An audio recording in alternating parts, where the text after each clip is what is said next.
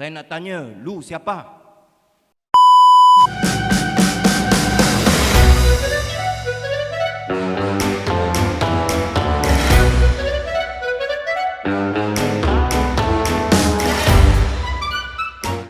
Jadi apabila anda tanya, sekarang Ahmad kata suruh kita keluar daripada kerajaan perpaduan.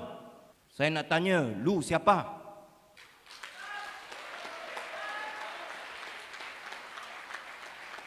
Sama ada kerajaan perpaduan tentang bab ini yang membuat keputusan ialah Presiden UMNO Malaysia, bukannya Ahmad Saleh.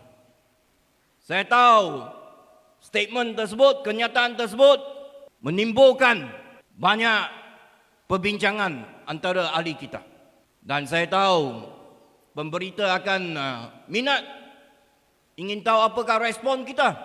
Saya nak tanya, siapa Ahmad Saleh yang ada kuasa untuk melantik Exco Kerajaan Negeri adalah Ketua Menteri Yang Amat Berhormat Dato' Seri Rauf, bukannya Ahmad Saleh.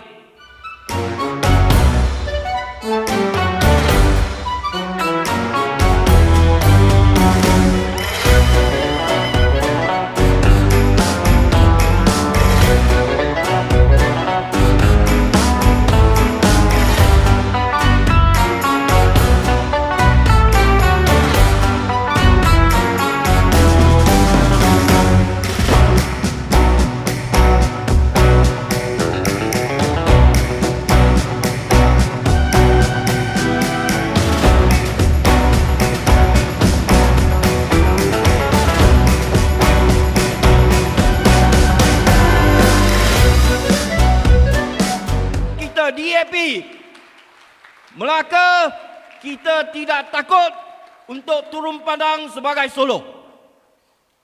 Tetapi kita cakap senang. Kita perlu fikir ialah apakah hakikatnya. Kalau kita ambil keputusan kita nak masuk ke gelangan sebagai solo, apakah kesannya? Itu yang perlu kita fikir. Kita tak pernah takut. Kita sudah lama jadi pembangkang. Kita sudah lama jadi pembangkang. Kita bukannya tamak jawatan. Kita bukan tamaknya jawatan Exco ataupun menteri.